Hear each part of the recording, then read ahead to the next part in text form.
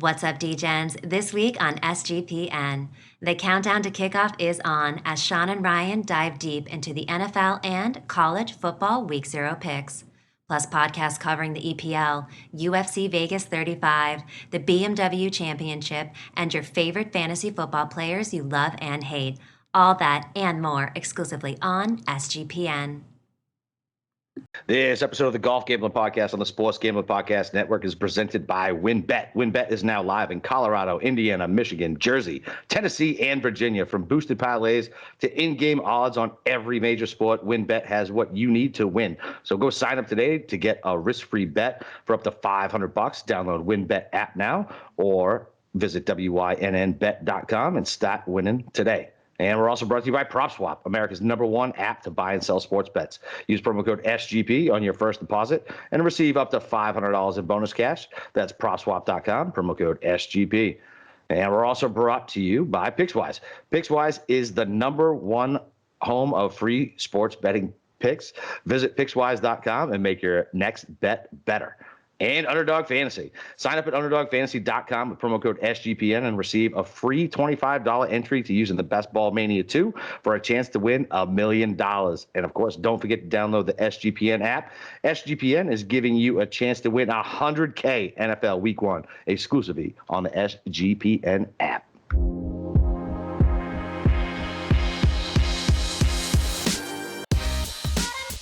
All right, DJs, welcome back to the DFS and betting show for the BMW. It's myself, Boston Capper, the god of golf himself, Steve Shermer, and we're going to have a special guest on with us here in a second, Brian Kirstner. And, yeah, let's go, Steve. You fucking ready, man? I'm ready. I'm primed and pumped. I did a pod prior to this. I'm golfed up, got a couple drinks deep. I'm ready to go, baby. Let's go. Attaboy. Yeah, I mean, I'm feeling a little better after last night's therapy session, getting things off my chest and ranting a little bit. So, yeah, I'm very happy to break down the BMW, especially with our special guest tonight. All right, so let's just bring him on. Brian, what's up, kid? You ready?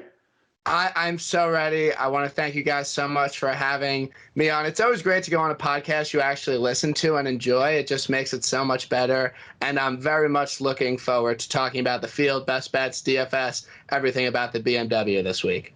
Yeah. Oh, great. Thanks. It's great to have you on. And so before we kind of dive into it, why don't you share a little bit with your our audience here, just a little bit about yourself. How'd you get into golf gambling? Like, talk about your golf background. How'd you get into this business? We all got a story, so why don't you share? Yeah, so this all happened very recently, but I was just, your standard degenerate golf bettor in college on all these different books, betting baseball, betting women's lacrosse, betting all these random sports, Venmo my bookie every week. And I'm like, this sucks. Like, I don't want to lose money every week. And then, like a lot of people with the pandemic, and then golf started again. And the first tournament back, I bet Daniel Berger, like top 10, top 20, won a bunch of money, and I was hooked immediately. And then I just started betting a lot on golf. And then I was always like the follower of these handicappers. So I would, like follow their plays and stuff. And then around the Masters this year, I was like, I'm just going to start posting my own plays. And started posting my plays every week. And had a lot of success early on, hit a few outrights, just had a bunch of profitable weeks. And then I started doing my podcast, and now I post my card every week. I have my podcast on Tuesday nights, Tap and Birdie, and I'm in my bio. That was the first thing I said. I'm just a degenerate golf bettor. I work a normal job, but my true passion in life is betting on golf and is my favorite thing to do. And I'm looking forward to making a bunch of money this week for the listeners and hopefully myself. Fuck yeah, dude, I love it. Fucking degenerate is it's a lovable term here, right? Yes. I mean, listen, you have to be a degenerate, especially. I mean, maybe not now, but we come into the fall swing here and we start breaking down some of these shitty events or whatever. They're shitty events, and we still got money on them. We're sweating random guys that no one in their right mind has ever heard of other than us. It really is a beautiful thing, and yeah, man, it's good to have you on, man. That's I don't even remember where I randomly found you, and I was like, oh, this dude's kind of funny. I was like, all right, I was like, this guy's all right, and yeah, I think it's the sincerity behind it. You know what I mean? It's the sincerity behind your bets, and you want to do well, and yeah, you love to gamble, man. That's the big thing, brother. Yeah, I mean, you have to love to gamble. Sorry, go ahead. I like to think I'm a man of the people. You know, Yeah, I'm on the same level as my followers. We're all in this together. So I'm just a man of the people, just trying not to Venmo my bookie every week. That's really just who I am, which I feel like we all are. So we can all relate and get along well. Yeah, absolutely. The goal is not to reload. That is the fucking goal. What are you going to say, Steve? Oh, no, I was going to make a joke about women's lacrosse and how you're probably going to ask him after the show how to handicap it. Yeah, listen. Hey. Because you will literally bet on anything, and I mean anything. Anything. Yeah. I think last night I told you I was betting on Mexican baseball. Exactly. Yeah. I kind of looked into that today, trying to find angles, You inspired me after getting screwed on a couple things yesterday. Yeah, exactly. Hey, so how did you end up at the Northern Trust?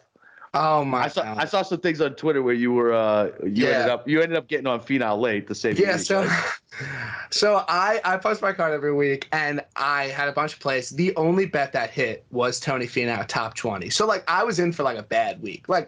I was in for like a bad week. Like I was down bad. But Thursday night, I had a few drinks in me, and I tweeted out, I said Tony Finau will win within the next year. I just felt it, and like I really think he's a great golfer.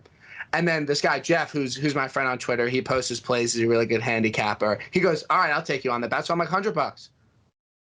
He said it counts. It does count because he won within the next year. So I won that. So I won $100 on that. And then when I was there at the tournament, I was like, I kind of want a guy, because all these guys are putting these -8, -9 rounds together. I want a guy that's kind of been even keel all week. And Tony Finau was just steadily shooting 4 or 5 under every day. And I thought, I think he's really primed to pull this off. So I live bet him a 12-1 on Saturday afternoon after being that completely saved the week. It was unbelievable. I have a new mojo. I'm winning again. I'm very happy with how things turned out last week.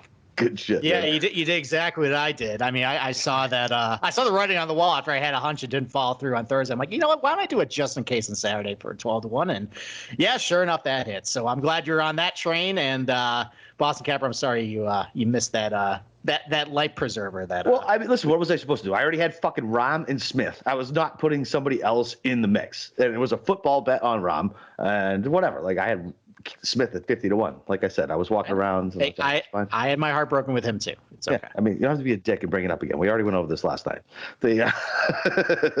All right. So before we get into like the weather report and going over any super early projected ownership, Brian, what are you looking at as far as like stats, course history, anything like that? What are you looking at this week? Yeah, so this is obviously a little bit harder of a week to handicap, given that there's been no tournaments there played by PGA players like anytime recently. So it's a little bit tougher to handicap, but just looking at the scorecard, I mean, this is a long course. And I actually had some friends that were there that know golf, and they said this place is a brute. It's long.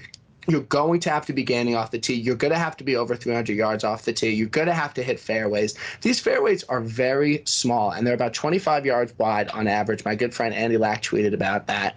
So I want guys that can hit fairways, make a lot of birdies, have good proximity from over 200 yards, do well on par threes over 200 yards, good long iron players, not so much wedge players, but I want a guy that gains off the tee and can make a lot of birdies.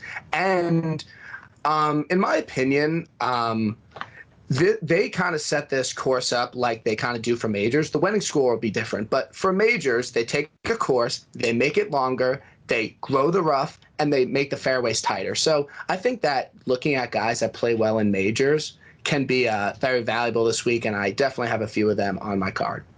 Yeah, it sounds like heading into this week, the goal was to do the rough enhancements, and they're struggling a little bit to grow the rough out, but it sounds like they got it up.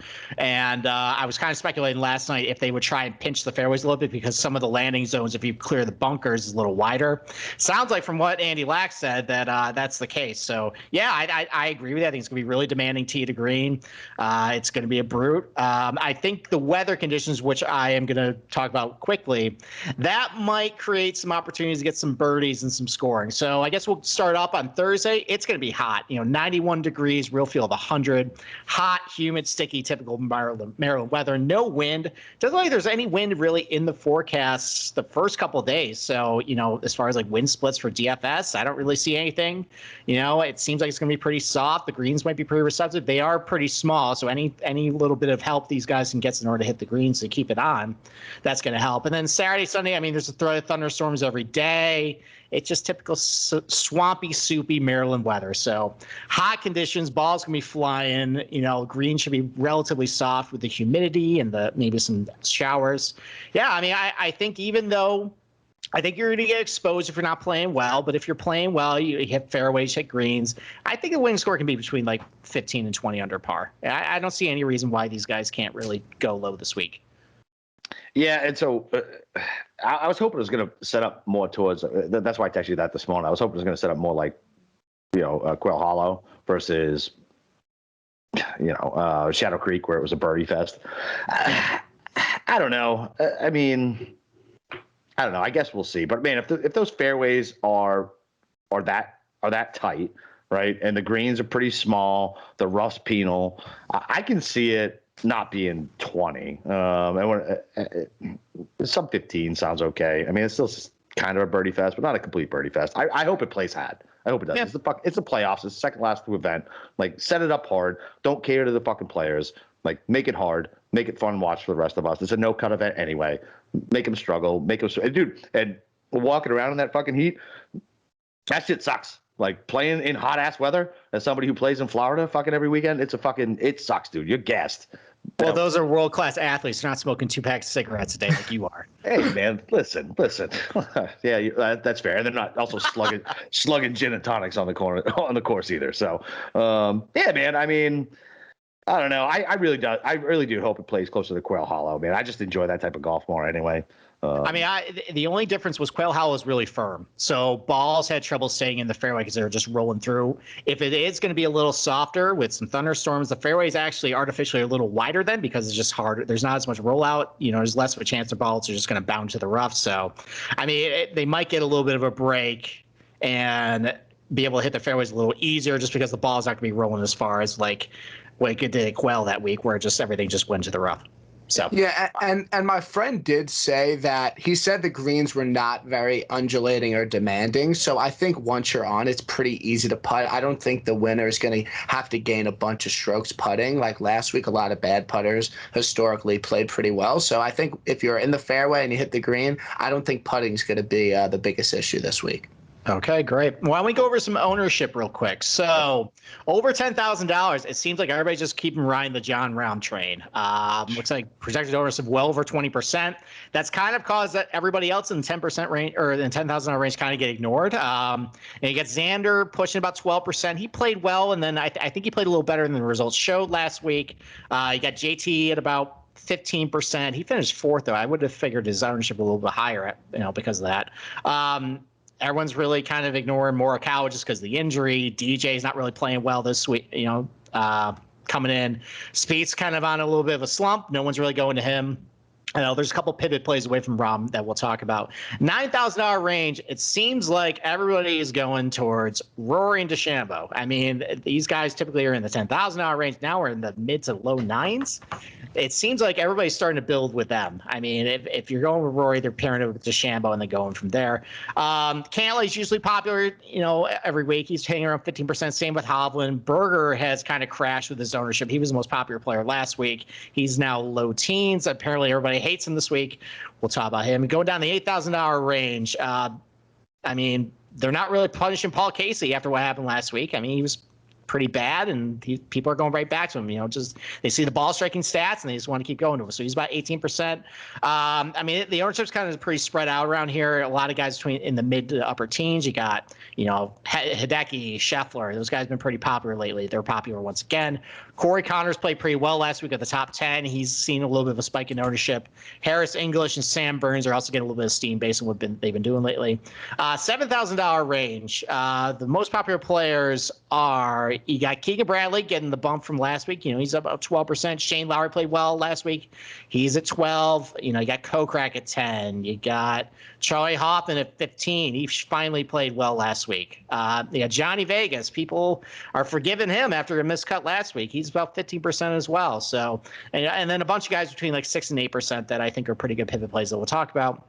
And then under $7,000, unfortunately, the secret's on Sebastian Munoz. He's about 13% owned.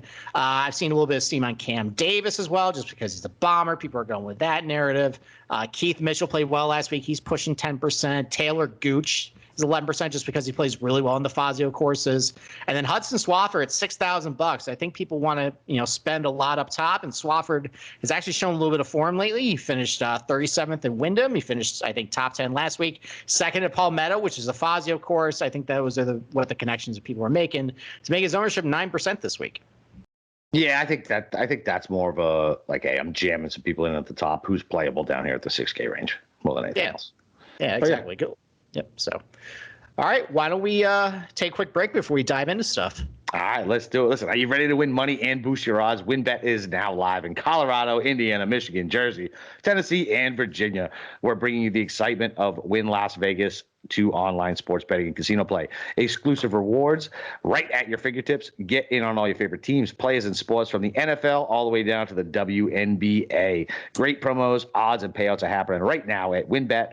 From boosted parlays to live in-game odds on every major sports, we have what you need to win. Are you ready to play? Go sign up today and receive a special offer, risk-free, $500 sports bet. Download the WynnBET app or visit wynnbet.com to start winning today. Boom. All right, let's get to it. So $10,000 range. Brian, our guest, why don't you kick it off? Why don't you give us two of your favorite plays about $10,000 and then one guy maybe you're not feeling this week?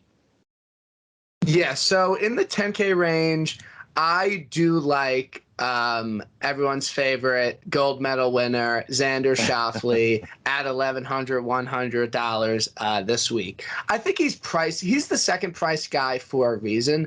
I think that you know what you're getting with him. He has a lot less volatility than a lot of these other guys at the top that might not have played that well last week. I really do like that he contended last week and played well and, top 20 and had a good week. He's elite off the tee. He can hit it 320 and hit the fairway. He's good in majors, which, like I said, I'm looking for this week. And he has a very complete game, and he can make a lot of birdies and really limit big numbers. So I think he's the second price guy for a reason because you know what you're getting with him, and there's a lot less volatility going on. The next guy, again, I'm really playing guys that have played well last week because I think that means something, and I think that they're going to keep the run and put a nice playoff run together. So I think JT at 10-6 is a good person to have in your lineup. Maybe start with him. In the last 5 rounds, he's gained off the tee, which I think is obviously, like we talked about, very important. My one worry, I would say, would be that he putted just so well yesterday, and everyone knows JT struggles with the flat stick sometimes, that I worry that he might not be able to do it again this week in back-to-back weeks because it's hard enough for him to put one good tournament together putting. So that worries me a little bit, but I want guys that actually contended last week and show that they can compete well on a course that's set up for a playoff and is longer and has a similar winning score. So those are my two favorite plays in the 10K range. So maybe start your lineup with it. Can I go into my biggest fade of the week? Yeah, give us a fade. My fade of the week, who I am very adamant, because the thing what's so great about golf betting is that you don't have to play everybody and you don't have to actively fade anybody, and it won't lose you any money. So you could be completely wrong about somebody, but if you don't take them in a matchup, you're not losing anything. But I am actively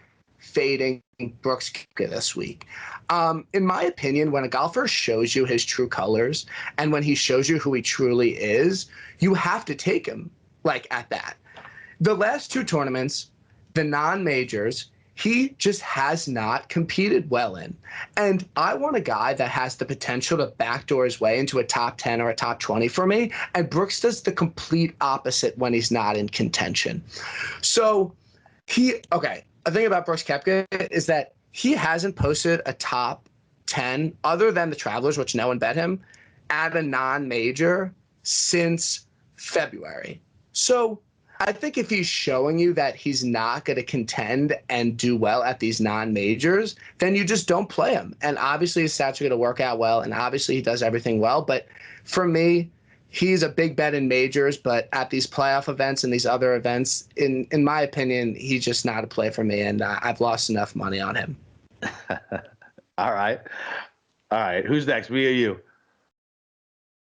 You go. You're next. All right. So I'll start with Spieth, and it's 100% ownership play. He had a fucking obviously atrocious goddamn Sunday, like a blow up Sunday that every single one of us can relate to. That was a fucking abysmal performance. But the first 3 days were not that bad. Had a terrible, just a terrible Sunday. You can't emphasize that enough. But he's fucking less than 5% owned. It's Jordan Spieth. And he has been outstanding all fucking year. He's got a good track record at these type of courses. It's 100% an ownership play. Like, if you can get anybody in these $10,000 and above ranges at less than 5%, you're getting so much leverage on the field as far as DFS goes. If you want to avoid him on betting and shit like that, that's fine. I get it. But the leverage that you can create with 3.7% Jordan Spieth, I'm taking it all fucking day. And I'm going the complete opposite of you, Brian. Give me fucking Brooks, baby.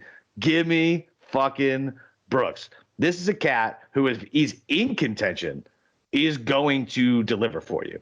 You can tell when he doesn't. Like on Sunday, like I think me and Steve, we talked about this last night. Like you can just tell he didn't give a fuck. He did not give a fuck. And that's the risk you're taking with him. And his ownership's a little high for me for DFS, for taking a risk on somebody like that. But like you said, he hasn't done shit other than the Travelers since February. He doesn't have another major for another how many months? The Masters, you think this is going to be the way he's trying to exit the playoffs? The big dog, the killer, the big game hunter. This is how he's going to go out with a whimper? I don't think so. 100% narrow street. But that Sunday round really skewed his numbers. And listen, he missed a 4-footer on Monday. Or was it Saturday? I don't fucking know. Whatever. Either way, he was really bad with the putter, and I think a little regressing to the mean is coming. So we're on opposite sides on that one. But I'm fading Colin Morikawa. I feel like that's the easiest one. Back injury, 10K. Clearly did not look right. I'm avoiding him in every aspect, right? I'm targeting him in matchups. I'm avoiding him in DFS, and that's it. Okay. I mean, I think I'm in lockstep with our guest here. Nice. Here we go. Yeah.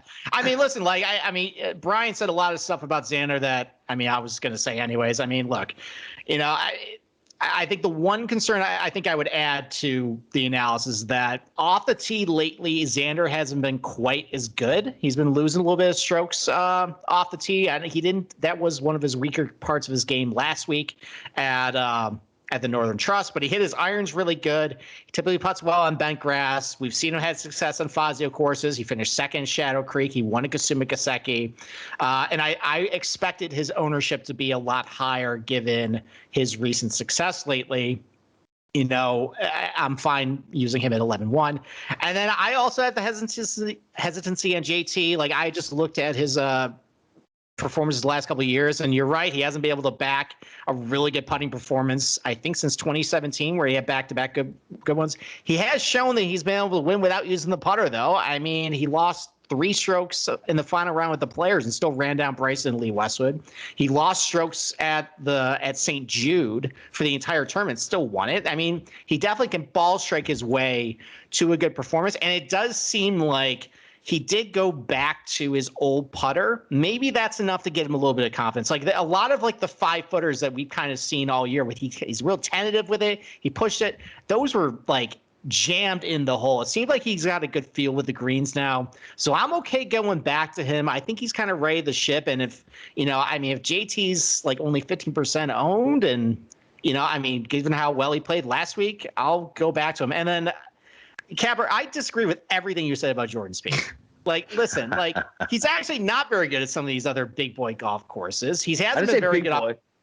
Well, these are the same types of courses, Fozzie or Big Boy Golf Course. He hasn't been very good at those. He's actually gone backwards off the tee now. Like he reached his apex, and now he's regressing a little bit. And I don't think he played any round very well. Like he got lucky that second round by hitting those two eagles back to back. He wasn't very good on Thursday. He was flat on Saturday, and then Monday he was a disaster. Like I mean, that's generously one good round and three really bad rounds. I'd say one good round, one round, and two bad rounds. Once again, it's a leverage play, dude. Fucking 3.7. I didn't say go fucking put the mortgage on him and bet it outright. At 4%, like that's a leverage play. If he shows up and he has his magic beans, as people say, and he's doing the shit that he does and chips off the green and eagles and holes out and shit like that, which is what Jordan Spieth does, it's a good leverage play. I don't know. I mean, it sounds like this week it's really going to be about how you do off the tee, and it's going to help you have some ad distance. And if he's spraying it all over the place, I mean, I don't think I want any interest in him. And I think if you're someone who plays a lot of DFS lineups, maybe sneak Morikawa in there because we don't know. Maybe he went to the chiropractor. He's actually fixed, his back and I mean, if he is right, he's a great fit for this place. But I mean, I got burned last week by him. It sounded like, based on the quotes, he's kind of lost right now. So I don't know. I mean, hopefully he gets right by the Ryder Cup. But yeah, I don't know. If you play a lot of lineups, I think you might want to squeeze him in. But that's probably the only place I would use him. Okay, that's fine. All right, 9K range. So we got no more top 5 Tony. We got goddamn playoff winning Tony. We got Usti, Cam Smith, Rory, Thick Boy, Cantlay, Hovland, and Berger. So I know our guest is going to be stoked. My favorite play is Usti, man. Like the guy needed a couple weeks off. He played way too much fucking golf. Like I said, when he played that TPC up in Minnesota, it was too much, man. I mean, the guy has been so lights out this year. Irons, putting, everything. You just can't close the deal. If Finau can win last week, why the fuck can't Louis finally break through on U.S. soil? This would be perfect for it. He got a couple weeks off. His kids are back in school down here in Florida. He's been great. He's been great with his fucking irons, great with the putter. There's almost nothing to say bad about Louis other than the fact that he hasn't won yet this year. Like he has been an absolute fucking DK point scoring machine. And if it does play harder, and let's say they do set it up like Quail, I would absolutely love that. Just because that's a guy who will grind out pars and he'll make his fucking birdies. He's not going to make gigantic mistakes until anywhere between 12 and 18 on the last round. But listen, I love Louis at 9,600. Love him. Going to play him. And then I'm going to play Bryson. I don't give a shit if it's narrow fairways or wide fairways, right? So if it's wide fairways, great. That means his distance is going to carry him. He's going to be able to get over the bunkers and the fairways are going to be wide and everything else. And if not, it's wing foot again. He's going to be able to get out of the trouble and get there. His putting was absolute fucking dog shit last week, right? His short game was dog shit. He's one of the best putters that we have. There's regression coming at $9,300. $9,300. Like, I know everybody woke up this morning and fucking saw that number hanging and bet it. Like, every single person woke up this morning with their kids or without kids, just woke up, first thing they did, sipping their cup of coffee, going to their book and saying, where are the numbers at? Wait, what is Bryson at? Click, snap bet. And he's going to be uber owned because of his price, but I believe in it. I'll take it. And I'm going to fade Cantlay because I fucking hate Cantlay. I mean, I really have no other reason. Shocker, you're fading Cantlay. Yeah, exactly. I don't care. He's a serial killer, and I hate his fucking happy feet. That's it. Like, whatever. I'm just not taking him. I mean, you have to pick your battles here, especially if you're going to take one. Never mind two. If you take two guys above 10K, you have to skip this 9K range anyway. For the most part, like, yeah, I'm definitely taking Cantlay. Or not taking Cantlay. I'm fading Cantlay. That's it. That's my fade on that one. So I'm on Usti and Thick Boy. That Usti rant warmed my heart. I have such a great appreciation for you, and that was everything I wanted to hear and more from any podcast I've ever gone on. Oh yeah, dude. Listen, I've been an Usti guy forever. I just kept getting burned by him. I had to quit. I have so many golfers that I get burned by. I had to quit one of them for a little bit. I ended up quitting Usti for a little bit. And I got back on board again this year. So. All right. I mean, well, why don't I start with a guy you shorted? And I actually kind of like Patrick Cantlay this week. I think he played a little better than what he showed last week. Didn't hit his irons all that great, but I think he can rebound a little bit there. I mean, he's solid in a lot of ways, and it sounds like this is going to be the type of golf course where you just have to have a little bit of consistency. Can't really have a lot of weaknesses, and he doesn't really have a lot of weaknesses. You know, he gains a lot of strokes off the tee. Pretty good with his irons. He's a real good scrambler too. I think one thing that might get overlooked this week is while there are a couple longer par fours, or there's some holes where it plays dramatically downhill from off the tee that you can kind of get really close off the tee. So I think there's going to be a lot of shots from 50 yards or so. That kind of gives me a little bit of pause on Bryson, but just because his short game is kind of bad. But I mean, Cantlay's a good scrambler. He's good around the greens. And he's a great putter on bent grass. I mean, he has a proven track record putting real on bent. So I like him. And then all of a sudden, everybody hates Daniel Berger. I mean, he was popular last week, and he hit the ball fine off the tee, fine with his irons. He just putt like crap, and he typically putts, he's an okay putter on bent grass. Why don't we think that can regress this week? So, yeah, I mean, I like those two guys. And then I have a gut feeling that the momentum's going to stop for Louis. It's just based on just a feel. I think he might. Maybe this is the time he hits the wall. Maybe this is a little bit of the cooler for him. The fact he withdrew from Wyndham. I mean, why didn't he play last week? That was because he needed a fucking break. He didn't play last week because he didn't even need to play for the points at all because he's so high in the standings. He wanted to rest for these last two events so he could make as much money as possible. I don't know. Exactly. This is a gut call that's the momentum killer, and I think he's going to come out a little flat, especially because people are just jumping back on him. So that's people jumping back. Other than that, I got nothing bad to say about Louis. I just a gut feel that I think the train is going to come to an end with this guy. So that's my fade. Wow. Yeah. No, that's upsetting to hear, but it's okay. It's okay if you don't. Right. You don't have to be nice. You don't have to be nice. If you want to yell at him, you can yell at him. No, I would never. You invited me on your podcast, but yeah. Obviously, I am playing Louis this week in DraftKings. I obviously bet him outright. I obviously bet a top 5 on him. Again, I'm talking about players that I felt play well in majors. Louis couldn't be a better example of that. Louis plays boring golf. He hits the fairway. He hits the green. He two putts. Maybe he puts it close and nails a 6-footer. That's what I want this week. He's also excellent with his long irons. He's so good, 200 out, plus 175 out. You have to be able to hit those shots in majors. So, I mean, it's no question that I think that his irons are excellent. And I know he can hit fairways. He has less volatility than all the guys in his range, in my opinion. He's just primed for a top 20. And I actually think the time off is a really good thing for him. People are saying he withdrew 2 weeks in a row. He didn't. He just decided not to play last week. And the week before, he had no business playing that event. And I'm glad he withdrew. So, look, I bet the most money every single week on Louis. I'm not stopping anytime soon. The guy I like that Capper is unfortunately fading is Cantlay. I think Cantlay is a great play this week. These are his last 6 starts gaining off the tee. He gained 4.3, 3.7, 2.5, 1.5, 3.6, and 2 strokes, all off the tee in his last 6 starts. So, and he's one of the most consistent players on tour. He just drills top 20s every single week. So his ownership might be a little high, but I think Cantlay's a great play if you want a T12 finish or maybe something a little better. So my 2 favorite plays in the 9K range are Louis and Cantlay. And then my fade, I think it's fade Berger this week, and it has nothing to do with last week. I think you play Berger on his type of spots and his courses. His last 2 wins are Pebble Beach and RBC. Those are more plotters, iron players, don't have to be fantastic off the tee, hit the right part of the greens, and I don't really see that this week. I like that he plays well in majors.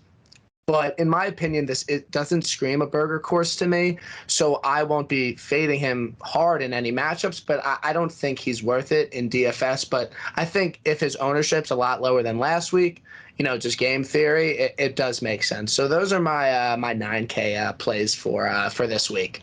Yeah, I mean, I don't hate that take. I mean, my concern with him is you're right. I track a lot of who's within the 5 of the lead heading into Sunday, and most of his better results, you're right, are on kind of these like pipsqueak golf courses. It's not really here. So I'm just banking on some putting regression. Like I don't like he truly putt really horribly last week. I don't think that's going to happen 2 times in a row. And he just hit his irons really good last week. I think there's a lot of qualities to, last week to this week too, as far as just like how you had to be, consistent tee to green. There was a lot of trouble looming off. He couldn't really be all over the place.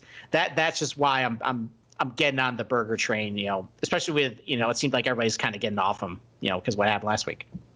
Yeah, that's fine. Well, listen, before we let you break down the 8K range there, Steve, listen, I got to talk to you about PropSwap. It's America's #1 app to buy and sell sports bets. Football season is about to kick off, and PropSwap is here to make it your best season ever. With PropSwap, your bet doesn't need to win in order to make money. It just needs to improve. For example, Trey Lance opened 300-1 to win the MVP this year and has already been bet down to 75-1. That means if you bet $100 on Trey Lance back in May, you can sell that ticket on PropSwap today for $400. That's a 300% return before the season even begins. Think of PropSwap like the stock market, but for sports betting. Buy low, sell high. The average seller on PropSwap makes $500 a month just listing and selling tickets. When making your bets, remember to go for 2. Make 2 tickets on the same team or player, so you can go sell 1 for a profit and keep 1 to leave yourself some skin in the game. Get started today by going to PropSwap.com or download PropSwap app. PropSwap is where America goes to buy and sell sports apps. Okay. All right, let's start with the $8,000 range. So you start with Scotty Scheffler, $8,900. You got Hideki, $8,800. Abraham Answer, $8,700. Corey Connors, $8,600. You got Webb Simpson at $85. Harris English at $84. Sam Burns, Boston Capper's favorite, is $8,300. Paul Casey, $8,200. Joaquin Neiman, $8,100. And Sung J M, $8,000. So, I mean, my 2 of my favorite plays in this range are right at the top of the range here. I mean, I'm in the tank for Scotty Scheffler. I think he's going to break out soon. Like, I just love his game. Like, gains a ton of strokes off the tee, decent iron player. He hit the ball fine tee to green last week. I think one thing I'm a little concerned with is he doesn't tend to putt well on bent grass. He didn't putt well last week. I'm hoping that maybe he progresses a little bit towards, the higher end of that. But I mean, if you look at all the places he's like contended, like it's a lot of like big boy, big event golf courses, So I like Scheffler. I'm going back to Hideki Matsuyama, too. He played a lot better than what he showed last week. He really shot himself in the foot at Liberty National, but he plays Fazio courses pretty well. He plays Quail Hollow well. He plays a lot of these big boy golf courses really well. I mean, there's no doubting his consistency tee to green. And he actually putt pretty well last week on the bent grass. Maybe he can keep that momentum going this week. So I like him. And then, Sung J M's kind of playing pretty good lately, and he's been getting better every single week. I remember back around the Masters, he was getting a ton of strokes off the tee, getting in, and then they kind of subsided a little bit, and now like he's, the off the tee game is back. He's hitting his irons good. He's not putting well lately. I think maybe that's gonna, come back a little bit. So I kind of got a feeling about Sung J M this week. And then, I mean, I can make a case for pretty much anyone in this range. But I think I'm going to fade Joaquin Neiman. I was on him last week, and I think maybe I was trying to make him be something that he isn't. And, I mean, I like the player. I believe in his talent. He gains a lot off the tee. He's long, so that's great. But, I don't know, there's just something missing to his game. Like, he doesn't seem like he, contends at these, big boy golf courses. And I did see something today that somebody liked him, and they used to justify that. His lone win came around this area of the country. He won at the Greenbrier. Well, the Greenbrier is 231 miles from Cays Valley. And, I mean, if you want to take that, I mean, Muirfield Village is closer to Greenbrier, and Sedgefield is closer to Greenbrier. You don't hear people talking about Greenbrier as a reason to take, somebody at those 2 places. So I think this, anytime I see, a narrative like that, I just want to fade it immediately. So, sorry that someone made a really poor argument against you, Joaquin Neiman, but because of that, you're not going to do well this week. All right, fair enough. Brian, who do you like and hate in this range? What you got? I think the 8K range is really interesting this week, and I'm in on Sung J M. I played him a lot in DraftKings last week. It went really well. I'm worried though that maybe I'm late to the party on Sung J, and as soon as I get there, it's just going to be a shit show. But I'm willing to take the risk. I mean, yeah, bro, you're not late, bro. You're absolutely right. There's nobody on them. They're hanging a 66-1 number against them.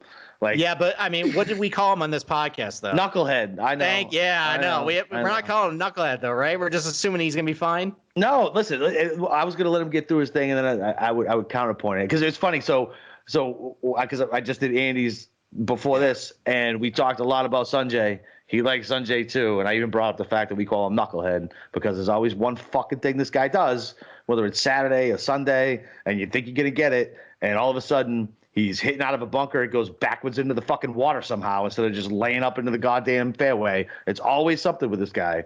But yeah, just keep going with your analysis. No, I think I'm gonna be late just because of Andy, because Andy loves Sanjay M, and I was like, no, this week I'm on. He's like, no, you're just too late. But he's made 7 straight cuts. I know it's a no-cut event, but he's been consistent. It's been a good DFS play. He's gained off the tee, like you said, in the last 3 events. And then what I really like about Sanjay is that he's 4th over the last 12 rounds in proximity from over 200 yards, good with his long irons, very important this week, and 8th in par 4 scoring and par 3s over 200 yards. And he's been hitting so many fairways, 11th in fairways gained. Those are just too many stats for me to overlook and not play. I know we're talking DFS, but I got a plus 170 top 20 on it. I love that play. I think that's a good play. Wow. A guy in the 8K range that is probably going to be a little popular, I have some concerns with, but is Sam Burns. I think that his recent form is too much to overlook right now. He's a birdie maker. He's good at long par 3s. My only concern would be that he's a little wayward sometimes with his driver, but I mean, he was in the playoff. He T21 last week. He gained almost 4 strokes last week off the tee. I think Burns is a solid play. I'm sure he'll be high owned, but I think it's a good play. Good bet, too. And then the last guy, like you said, I like Decky this week. I mean, he's just been playing some quietly good golf, hits a lot of fairways, ranked out really well in my model. So I'm there with Decky this week. I know he likes this surface, played well at the Olympics, same designer. So I'm fine with Decky this week. And then my one fade is Webb Simpson. I mean, I don't think that's a crazy take or anything. I just think this course sets up so poorly for him and that it's just not it. He's not going to make the Ryder Cup. There's no motivation behind it. I think you play well. He plays well at plotter courses where you don't have to be long off the tee and you just have to hit the fairway with a 3-wood or something and just make a bunch of putts. And I don't really see that this week. So I think it's a pretty easy fade for Webb from me this week. So that rounds out my plays for the 8Ks. Yeah, I mean, we couldn't be more in agreement. Webb is my fucking fade. I don't like what I've seen out of him a lot. He's not even making the putts he used to make. If he can't win the Wyndham, he can't win. Like, that's just the way it is for me. Like, I'm 100% with you on that. I love Burns. It's an irrational love for Burns, but you're right. He is typically wayward off the tee, and I hate his goddamn mustache. But he was really good off the tee this past tournament. That guy, he should have won twice this year. He's won once. He seems to me he's always hanging around, and he gives me that like killer vibe. Like, he's going to turn into like a Sunday killer. Like, that's just the feeling I get from him. I'm with both of you guys with Sanjay. Like Sanjay a lot. A lot. Community play this week, Sanjay. Community play, Sanjay.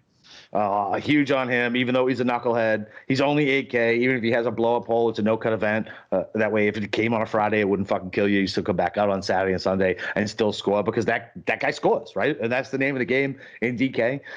It's scoring, right? Especially in a no-cut event. The difference between fucking whatever 25th and 6th and 45th is so minimal. How many birdies and eagles did you make in between on that? I don't care.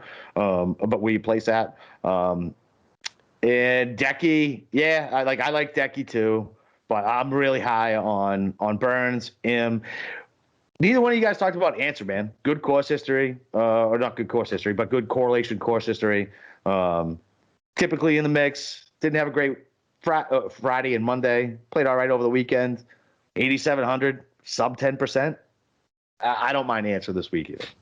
No, I don't mind him either. I mean, he's one of those pipsqueaks that actually gains off the tee because he hits so many fairways. So, I mean, I think for DFS, there's some couple guys I like better in this range. I think Answer, I'm looking more towards like a top 10 bet, like just like a set and forget it. Like I'd rather play that instead of having a bunch of things go wrong for Answer this week. And it just ruins my DFS lab because he doesn't have the length if he is kind of not really feeling it off the tee this week. Right. Yeah, I would agree with that. But yeah, so that's funny. So yeah, so Sud JM is the community play.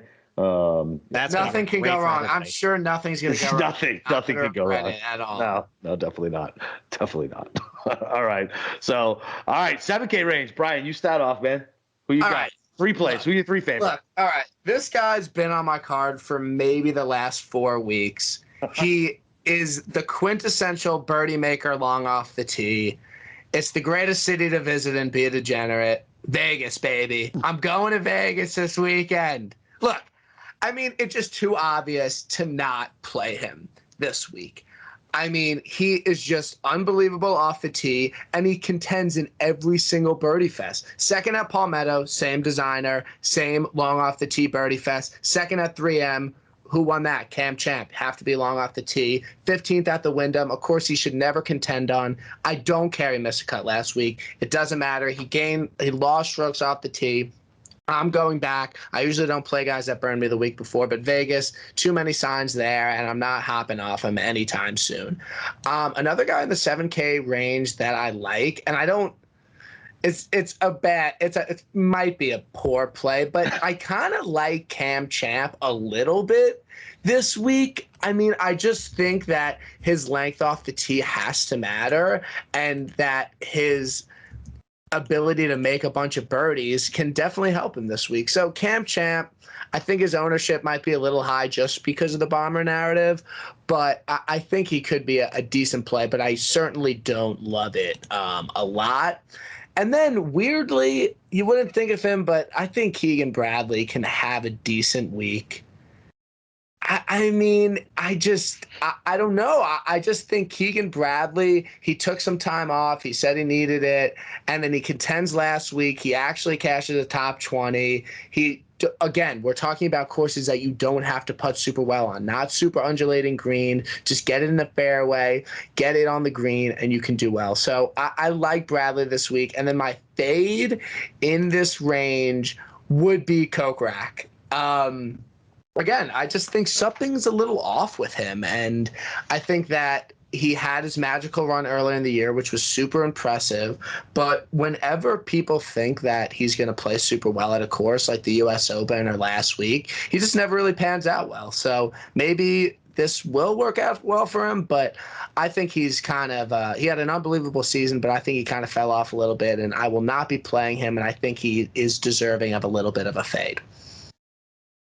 Oh, that's going to hurt Boston Capper. He loves Kokrak. I do love Kokrak, but I've been off him. But you know what doesn't hurt me? His love for Vegas and fucking Bradley, who are 2 of my fucking plays in the 7K range. How can you not love Keegan at this fucking course? Straight off the fucking box, long, fucking great long iron player, mid to long iron player. What's the face for, Steve? Like he's been playing well. No, I know, but no. I was thinking about something else. You're good. Oh, all right. I'm like, I mean, if it's going to be a non-crazy putting surface, and I don't have to listen, you have to sweat a 3-foot putt out with Keegan. All right, but the fact remains, he's one of the best ball strikers. It doesn't matter where he's priced at or where they're hanging his number at. He's one of the best ball strikers still in this course, or in this field, rather. I love Keegan this week, sub 10%. Cashed the top 20 for me last week. Everybody knows Keegan's my guy, whatever. And Johnny Vegas is the same thing. I don't care about the miscut. He's been in great form recently, super long off the tee. Same thing, a little shaky on the putting. I prefer him to have a mid to shorter iron in than the long iron, but I'm fine. I love Vegas. It's 7,100, right next to my boy Siwoo, who I'm actually avoiding this week. Maybe I'm avoiding. He's only at 2% owned right now. 2%. Another thing, but he did not look good last week.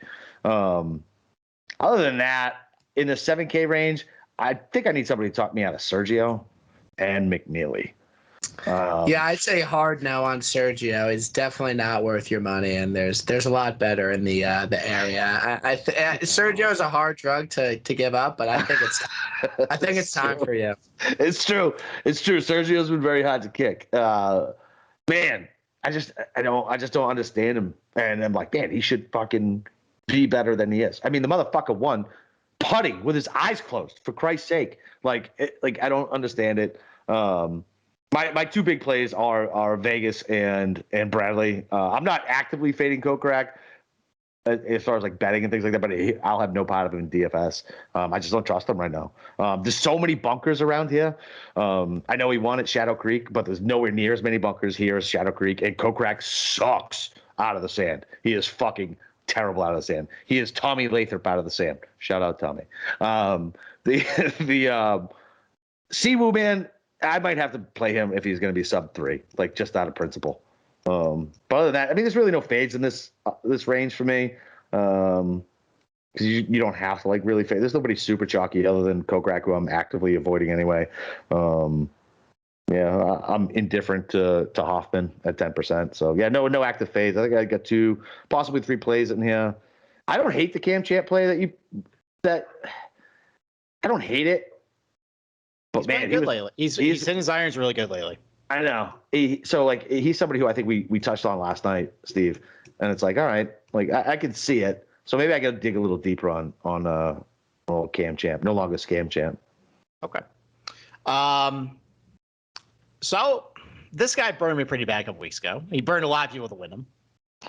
And he rebounded. I mean, he hit the ball really well last week. I don't think he putted all that great. But, I mean, listen, if Russell Henley can contend at U.S. Open Torrey Pines, I mean, he could probably contend here. I mean, he did well at Shadow Creek, too. That's another Fazio course. You know, he's one of these pipsqueak, guys off the tee that actually gains off the tee. He's been doing that his last 3 tournaments. Really good with his irons. I just got to hope he putts a little better than he did last week, so I don't mind Russell Henley. I think I'm with you guys on Keegan. I just, again, like the ball striking just was really good. If that's going to be what it takes this week, I like him. He's good on these types of courses. And if you want to go down Narrative Street, well, his last win came about 76 miles from here, so he's familiar winning in this style in this part of the country. So there you go. I'll take what I can get. I am throwing caution to the wind. I mean, look, Sergio sucked last week, but he hit the ball like crap. That doesn't happen often, and he actually putt well. Is he on some sort of heater? I don't know. Is that going to regress way to the mean? It probably will. But I don't think he's going to hit the ball nearly as bad as what he did last week. And if he just gets back to his baselines of ball striking, I think he can do well here at $7,600, especially the fact he's getting virtually just completely unowned. So yeah, I like Henley, I like Bradley, I like Garcia. I mean, I think the only guy in this range I don't like, I don't believe what Kevin Na's doing. I just don't. That bubble is going to burst eventually. I liked him at Wyndham. He surprised me last week. I think the train is going to crash this week. I don't buy what he's been doing. It's been all around the green. It's been all putting. At some point that ends. I think the Kevin Na play, I think it comes to an end this week. Yeah, I'm fine with that. Yeah, I mean, you hate Na anyway. I don't hate Na. You do? You hate his logo? All right, fine. I don't like. Yeah. It's a stretch for me to say I hate anybody, because listen, if you're breathing, you're playing well, I'll bet on you. Yeah, that's fair. That's fair. Yeah. I even talked about Rory's number, who I swore off to death. But then, like I said, he kind of gave himself back on the Olympics. He walked himself back a little bit. Yeah. So there you go. I figured I could soften my stance. All right, dumpster diving time. 7K and under. But this isn't even dumpster diving. Like, some of these prices are ridiculous for some of these guys. So, Leishman, less than 1% owned? I do not give a fuck. I do not give a shit. He's less than 1% owned. It's insulting to a guy who's won on long courses, who has a decent history at Fazio courses. Like, his season's been fine. It hasn't been great. It hasn't been terrible. He should not be fucking $300 cheaper than Mav McNeely. Get the fuck out of here. Fine. Less than some percent, like whatever. Mark Leishman, let's go. Muniz, chalky as fuck. I don't care. I'm playing him. 18%. I'll get different somewhere else. That's it. Like, whatever. There, I'll leverage it out by doing Leishman and Munez in multiple lineups. How's that? And then, so here's the other thing that sucks, right? Gooch is fucking super chalky, man. 13.2. I think it's worth it. I mean, his history on these type of courses, he plays well. All the things he does well is what needs to be done well here. So I'm fine with getting kind of chalky in the 6K range. I can differentiate with Leishman. I can differentiate up in the 7K range, and even up in the. I really haven't been chalky other than a few other picks, so I'm fine with that. I don't know. What about Harry Higgs, Brian? What do you think about Harry Higgs? Anything specific about Harry Higgs? I think his recent form is really impressive. And again, he's a guy that contended at majors, so I think it could be a good play this week. And I'm sure his ownership will be a little high because, one, he's a likable golfer, and two, he's been playing really well. So I think it could be a decent play. I would just worry about his ownership a little bit. About Higgs' ownership? Yeah, maybe. He's only 3%. All right, then it's a play. Then it's good. All right. I mean, Cabber, I think I'm going to ride the chalk here too, which is always dangerous under $7,000. But I just listen. Sebastian Moon has been playing great. So great. He's hitting the ball awesome. He's good on bent grass surfaces. I mean, maybe this is the fact that I kind of got screwed in that top 20 last week on him. I kind of want to go back to it, try to get my money back. So I'm playing him. Max Homa has been playing a little better than what the results show lately. He's hitting the ball pretty well. He's on a really big putting slump, though. He has lost strokes putting in 5 straight events and 7 of his last 8. At some point, it's got to turn around. He's won at Quail Hollow. He's won at a Tom Fazio golf course. He's hitting the ball okay. This is a no-cut event. Maybe he can squeeze out like a top 20 finish. I don't mind that. And then, man, I mean, Aaron Wise showed a little bit last week. He's a good ball striker. He's done well at some Fazio golf courses. You don't think he's going to be super trendy after last week? I don't think so. That's his ownership. Oh shit! It's only 2. Yeah. All right. So I'll go back. I mean, the fact that I trust him tee to green. I mean, he's a abysmal putter, but I mean, he's probably one of the better ball strikers in this range. So, yeah, I'll go back to Aaron Wise and his good Tom Fazio course history, his good ball striking, and we'll see how that goes. All right. Well, that's good because Andy wanted me to have your opinion on Homa. So there you go. Just gave it. So there you go. All right, Brian. Who else you like in the dumpster dive range? So you got 2 guys that I'm going to talk about that you guys didn't, that I'm a little happy about. I like it. All right. I think Hudson Swafford at like min price. Like I don't know how you don't play this guy. Okay, so he in the last 12 rounds, he's second strokes gained off the tee and third in fairways gained, and he played super well last week. You're right. Like that is just a lot of boxes to check for like a minimum price guy. 37th at Wyndham, 11th last week. Yeah, I'm down for Hudson Swafford this week. Play him at top 40. Top 40 plus, I know we didn't get there. Top 40 plus 250, take that, please. Mortgage play. Next guy. Mortgage play. Oh my God! Listen, when I throw the words mortgage play out, bad things happen. Please, I think it means a little different to us. I don't pay rent. I live in my parents' house, so I'm very lucky. I don't have a mortgage, so it doesn't work like that. But the next guy I like that I think he's going to be chalky. I think he's going to be high owned. But when I was at the Northern Trust and I had a couple beers in me and I was watching this guy play, I was like, he's going to kill it next week. I like Keith Mitchell. Okay.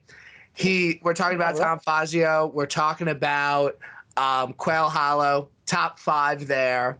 Played excellent last week. Birdied his last 3 holes to even get into this event. Can make birdies. He's excellent off the tee. He's one of the top guys driving, so I'm playing him. His ownership might be high. I like a top 40 on him, and DraftKings had a plus 700 on him, top 20 this morning, so I think that's a great play. And yeah, Munez, yeah, I'm playing him. It makes too much sense at his price, and he's actually had a really good playoff record, so I like him. I don't really have any fades. There's really no reason. You can't fade. You can't. Yeah, there's no fade. They're at the end, so it's whatever. But yeah, I think that with these plays throughout the board, I think we can all have a very successful DFS week, and I'm looking forward to maybe depositing some more money, which is always a great idea. Always, man. Always. Fucking. So you're not worried about 10% Swafford? That doesn't scare you at all? A 10% stone minimum? I mean, I think it's for good reason. He's just gaining too much off the tee. Listen, there's a reason he's chalk, right? There's clearly reason, right? Yes. I'm just saying it doesn't worry you at all. No, I mean, always does. Always. But let's ride the ship. And I think Hudson Swafford maybe contention for Player of the Year. He wins these next two events, and we see. I don't know. I think he does it. All right, put the crack pipe down. All right. All right. Before we jump into Steve's Big Short and jump into the betting segment, listen, PicksWise is the #1 home for free sports betting picks, props, and parlays, helmed by a team of trend-watching, data-devouring sports fanatics giving you the who, how, and why behind every sports prediction for every game, every day, and every sport, all for free. Visit PicksWise.com to make your next bet better. PicksWise also backs responsible gambling. So if you or someone you know wants help, call 1-800-GAMBLER. Boom. All right. Time for my Big Short. Well, it was going to be Louis, but I didn't know that you were such a Louis Mark, Brian. So I'm not going to do that to you. So he's not going to be my Big Short. Thanks. I appreciate that. No, so I think I'm going to go down to a guy I was on last week who's irrationally getting a little bit of steam this week, and that's Joaquin Niemann. I don't see it with him. Like, I don't like the golf courses he's been good at have been like Waialae, like, he was good at Kapalua for a little bit, like Rocket Mortgage. Like, I think the only like big boy golf course he's actually contended at was the BMW last year, but that was firm and fast. It's going to play a little differently what that did last year. So I think he's going to finish outside the top 25 this week. I think all this DFS team isn't getting some of the outright buzz. I think you're better spent, using your money on someone else besides him. So, I mean, I'm a hypocrite. I will have my eye on him to live bet if he shows a little something on Thursday, but maybe I'm just jaded by what he did last week. But I think Niemann's going to burn a lot of people this week. Yeah, I can 100% get behind that. That's perfectly fine. All right, man. To my favorite segment, it's the betting card. Betting card. Steve has flipped me into spending more money in betting than DFS, which I never thought was fucking possible 2 years ago. But here I am. Fucking Christ have mercy. It's just it's a lot of stress on my family. Thanks, Steve. It's been a lot of stressful text messages that have gone back and forth. What I've turned you into. Yeah, exactly. All right. So Brian, so do you do full tournament head-to-heads? Do you do in-round head-to-heads?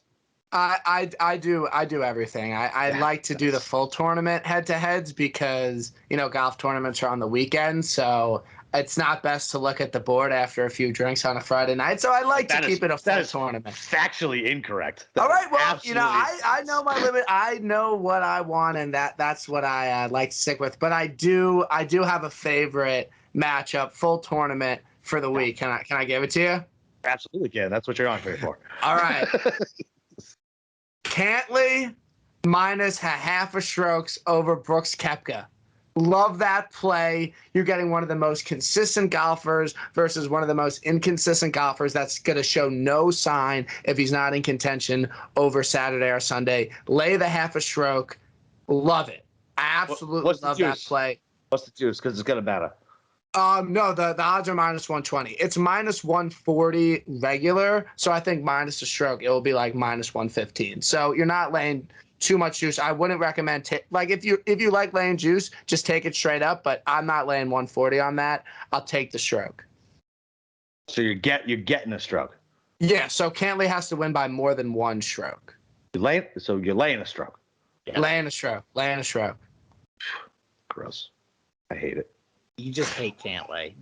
Brian, don't let his hate for Cantley. No, I could. He looks like I stuck to it. You have watched him golf with his stupid little tongue and his stupid little happy feet and how long it takes him to fucking line up for a shot. He is the most frustrating golfer to watch. You literally like Keegan Bradley, who shuffles before he goes up to the ball. You should not be talking. Listen, man, I'll throw stones if I live in a glass house if I want to. Okay. Yeah, it's fucking fine. All right, so that's your favorite matchup? Absolutely. All right. I don't like it, but we'll see. All right, Capper, what do you got? I have two that I really love. I got Xander over Morikawa with his busted back at minus 125. That's fine. Okay. That's just straight up. And then I got Vic over Cam Smith minus 110. Okay.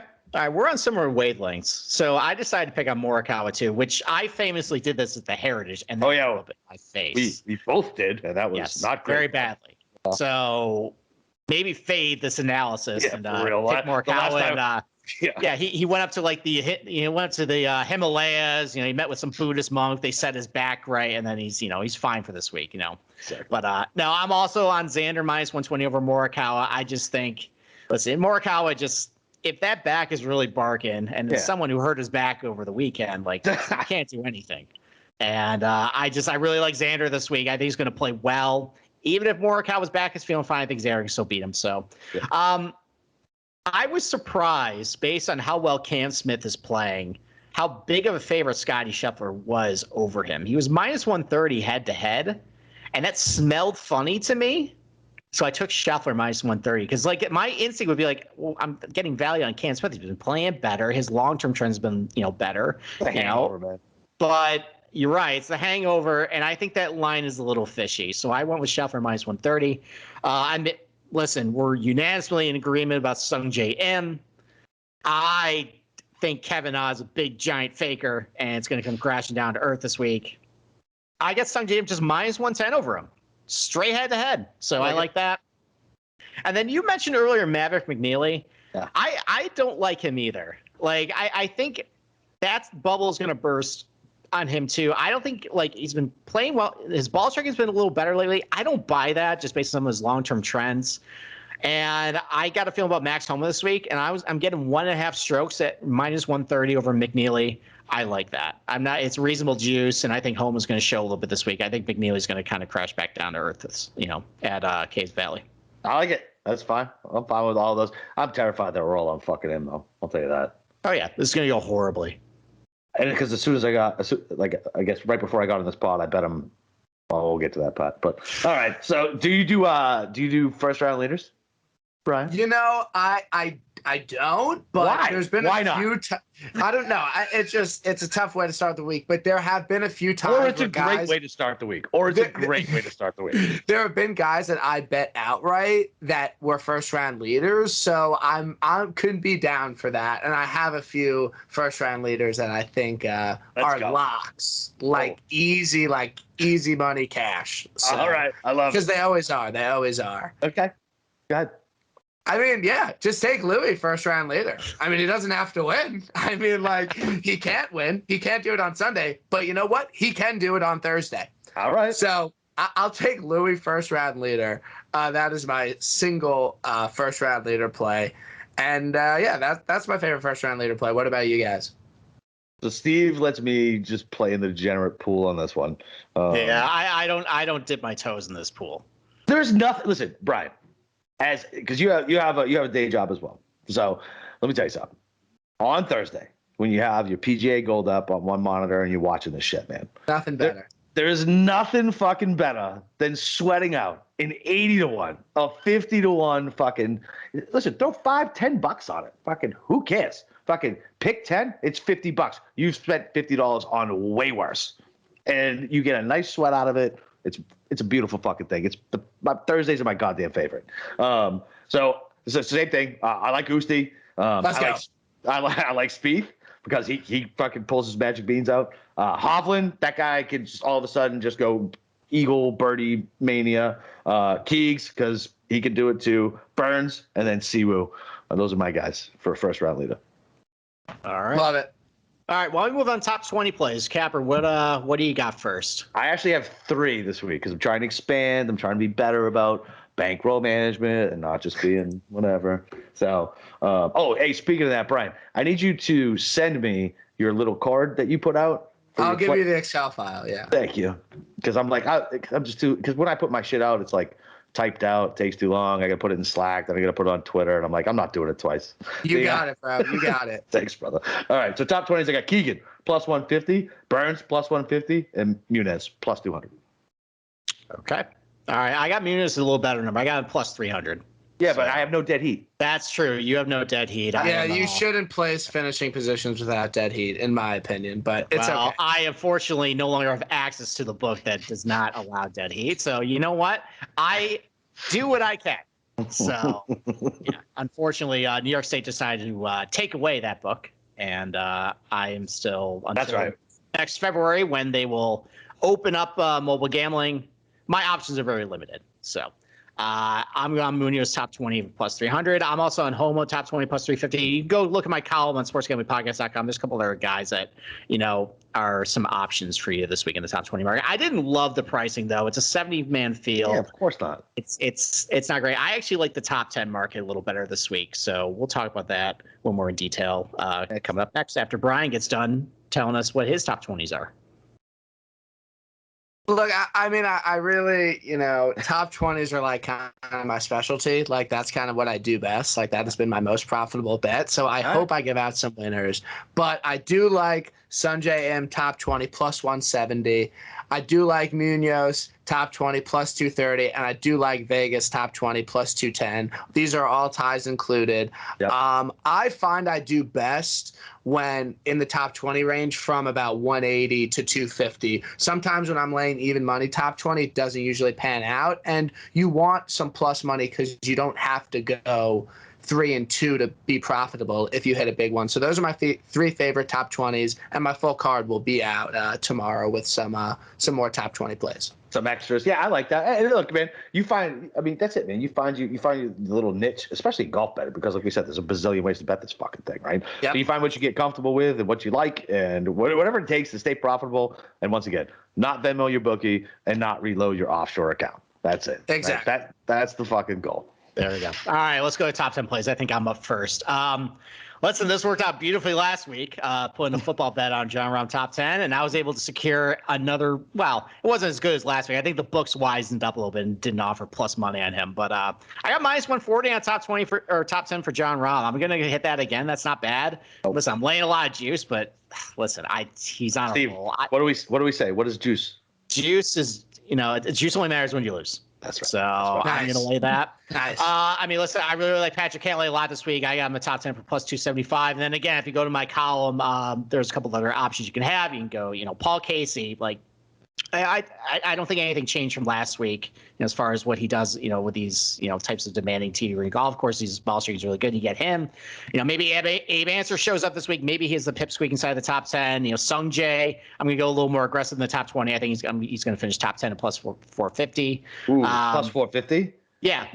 Dead heats. So, it might not be as good. But, I got a funny feeling about Sung Jae M this week. So those are my top 10 plays. I love it. All right, so top 10, I'm going Decky plus 220. I like that bet. I think it's good. I think that, I don't know if he could win, but I think he'll be in contention and just put 4 consistent rounds together. So I like that play. And then, like you said, I like Cantlay top 20. I got a plus 200 on him. Obviously shop around, but I think I like to bet top 10s on like the 9K range and these two guys in that range. And I think that they could both cash over plus 200 at top 10 for the week. So I like those bets. Yeah. Last week's leaderboard too, that top 10 was kind of a mishmash of random guys. I think we get back a little bit to a little more star power with the top 10. So I think that's a fine range in order to hit like a lot of those like high 8s, low 9s. I think that's a good range to hit for your top 10s. Yeah, I like those. Yeah, I like those. Other than Cantlay, So I actually I went Xander. I got plus 130 on him, top 10. Usyk plus 160, top 10. And then for my 2 longer shots, I was sticking with the theory, man. It's either a good week or a bad week for me with these. Burns at plus 300 and Keegs at fucking plus 400. Yeah, I should have said Usyk. I bet him top 10 every week. That's the only profitable way to bet him. So obviously Usyk top 10. So that's a standard bet. That's one of those things you don't need to stay about. Those you just do it. Yeah. All right. Well, before we get to outrights, why don't we talk about the summer of soccer? That continues on Paramount Plus. You can stream over 2,000 soccer matches from a year from around the world. That's all the heart-pounding drama from CBS Sports, including the UEFA Champions League, the Europa League, Italy's Serie A, Argentina's Premier Division, the Brazilian League, the NWSL, the Asian Football Confederation, and the CONCACAF qualifiers, featuring the stars from the U.S. and Mexican men's national teams, plus much more. It's the best of the beautiful game with all the beautiful names like Messi, Mbappe, Ronaldo, Rapinoe, and Pulisic. Be part of the excitement as champions are crowned and history is made. The world's game lives here on Paramount Plus. So visit ParamountPlus.com, start your free trial, and stream every match live. My man. That's my time to shine for the That's it. That's it. That's the ad read I can't do, Brian. All because you cannot pronounce any of those soccer players' names. No, I can't pronounce the fucking league's names. Exactly. Yeah. Thank you to my buddy Jay and Steve to get me to soccer, so I can at least somewhat, know what the hell I'm talking about when talking about those leagues. So I won't disparage soccer because sponsors and stuff. Let's get to outrights and let's let our guests kick it off with what are his best outright picks of the week. Yeah, so I think it's the summer of betting guys outrights that don't win. So I'm gonna bet Louis outright, like I do every single week. Look, I said, Answer can't win. He's not gonna win. Goes out and wins. I said Tony can't win. Goes out and wins. Louis can do it this week. I mean, I'd like a tougher condition, but yeah, I'm obviously going to say Louis to win. And then if you can hop back in a time machine to 7:30 this morning, bet Bryson at 35-1. I think it's an unbelievable number, and I hope you jumped on it. So I'm on that. But, if you could get a 25-26 on him outright, I think that's also a good play. So I'll say Louis and Bryson are my favorite outright plays for the week. Okay. All right, Boss Capper, what do you think? All right, so Brian's going to love this shit. So I woke up this morning, and he was 28-1, and I bet him because I afraid he was going to go down. Usti. Did you already bet him before I texted you this morning? Oh, yeah. Okay. Well, all right. So I was late to the party then. Yeah. And then, so Usti was 28-1, and I go back and I just look because I was like, all right, I got to see what Bryce's number's at now, so I feel good about myself from fucking getting him early, right? So his number dropped, but Louis' number went the opposite way. So I double dipped. I got Louis at 28 and 33-1. I need that number, but please let me know. I need a 33. Okay. Yeah, I'll tell you where it's at. It's still hanging. Okay, thank you. Yep. And then so I bet Burns 50-1 outright, and I got Keegs 100-1. 100-1 for Keegan Bradley. Do you think he'd be a two-time B&W champion? I absolutely think that, sir. Well, this is not probably going to finish on Monday, so I don't really like his chances. Suck off. All right. And then so in between the pods, I bet him at 66 as well. So I think I'm done. I'm done. I think I'm done. On some jet. This is going to go horribly. I think I'm done. So whatever. Brian hates Brooks. I think I got talked into Brooks because I was already kind of on the fence with Brooks. I think I got talked into Brooks. He's 25. What do you think of that number, Steve? 25-1 on Brooks. I'm not feeling it with Brooks. I don't know. It seems like Andy made a great argument. Okay, it seems like the books are scared to price Brooks down based on what happened at the Phoenix Open and at the PGA. He was 50-1 at the PGA. He was 45-1 at Waste Management. Listen, I get it. The form hasn't been as bad. I'm not concerned that Brooks is going to come out on fire in the first round. He tends to kind of plod around a little bit first, and then the second round on Friday he makes his move. So if he's feeling a little bit of form, I think on Thursday, maybe it's time to get live. Maybe I don't get as good of a number, but if I don't care if it's 18 instead of 22 where he's at right now. So I think I'm going to monitor him, but I don't really feel inclined to get down right now on him. So, I mean, the guys I want to get down on early is the guys who, well, one guy doesn't, but I just have a feeling I got a good price. So, I think if you can still find a 20 on JT, I think you take it. Listen, his irons have been great. He found something with a putter, and he's actually on one of his longest winless droughts in his career. Yeah, he's on 13. His longest was 25. Then he has a 15, and now this is his third longest winless drought in his career. So, I mean, the ball striking is great. It's going to be soft.